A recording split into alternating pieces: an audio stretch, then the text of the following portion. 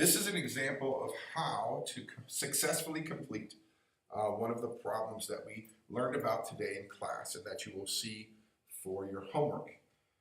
Basically, we want to take a constant rate problem. We want to be able to write an equation, complete a table, and then graph this equation on a coordinate grid or coordinate plane. The first thing we need to do is identify the rate. We learned that from our notes today. So as we can see, Emily paints 32 square feet, and she does that in 5 minutes. 5 minutes. Okay? So a rate is usually some amount divided by time. So in this case, we'll take the 32 minutes and we'll divide that by the time, which was 5. So that is our rate. And that's going to be a constant rate. So we can say that that is equal to C, or constant rate. Well, the next sentence tells us that we want to know what the area is for T minutes, okay? So T minutes. So T right here means any kind of, any random number that I choose for minutes, I want to be able to figure out the area. Well, because this is the same problem, we should be able to use the same constant rate. In other words, I can take A and divide it by time, take area divided by time, and that's also going to be my constant rate.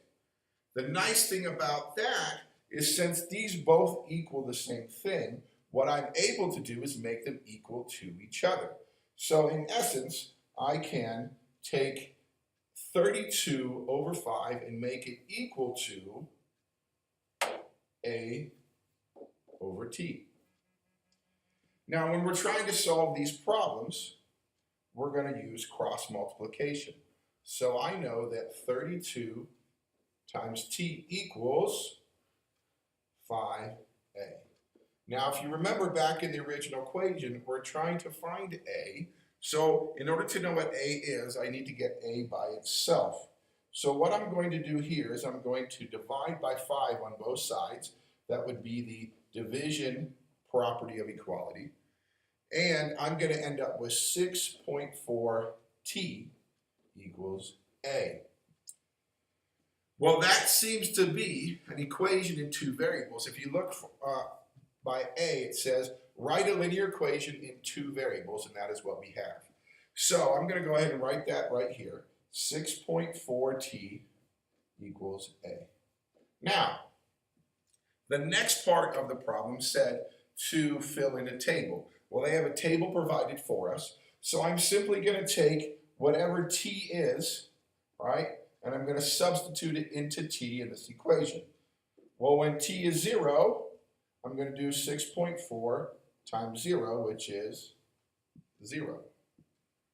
And then I'm going to do the next one. I'm going to do 6.4 times 1, which is 6.4. Then I will do 6.4 times 2, and I will get 12.8.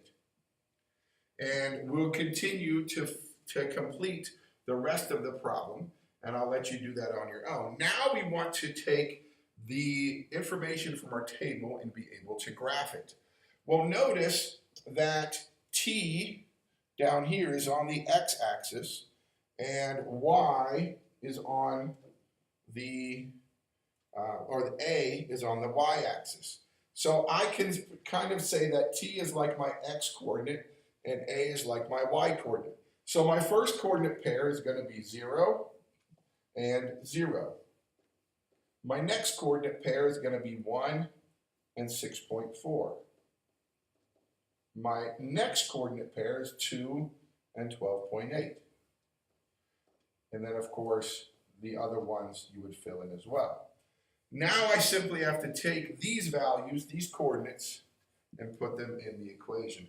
So 0, 0 is easy. I can put that here. And then 1, 6.4, we're going to have to guesstimate. They're going to be somewhere in that area. And then 2, 12.8 would be pretty close to here.